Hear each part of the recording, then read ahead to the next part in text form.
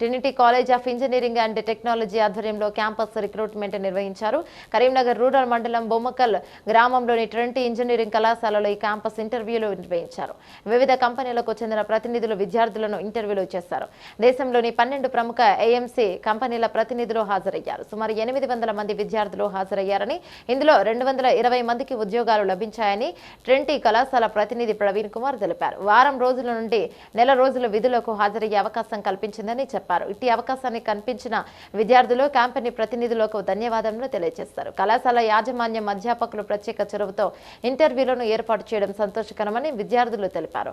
ఇంత చక్కటి అవకాశాన్ని కల్పించిన కళాశాల యాజమాన్యానికి ప్రత్యేక కృతజ్ఞతలను తెలియజేశారు. ఈ కార్యక్రమంలో ట్రినిటీ ఇంజనీరింగ్ కళాశాల ప్రతినిధి ప్రవీణ్ కుమార్, అధ్యాపకులు, విద్యార్థులు తదితరులు పాల్గొన్నారు.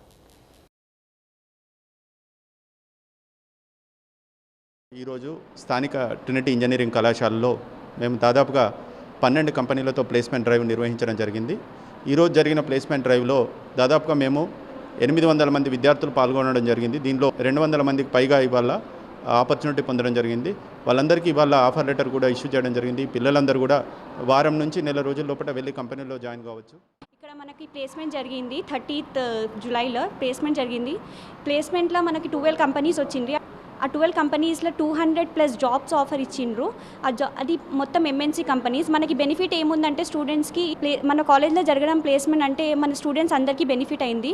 దానివల్ల మనకి అక్కడ లైన్లో కూర్చొని ఇంటర్వ్యూ చేయడం ప్రాబ్లం అయితే సార్ వాళ్ళు ఇక్కడ కండక్ట్ చేసిండ్రు. సో వెళ్ళిన వాళ్ళకి స్టూడెంట్స్ అందరికీ బెనిఫిట్ అవుతుంది.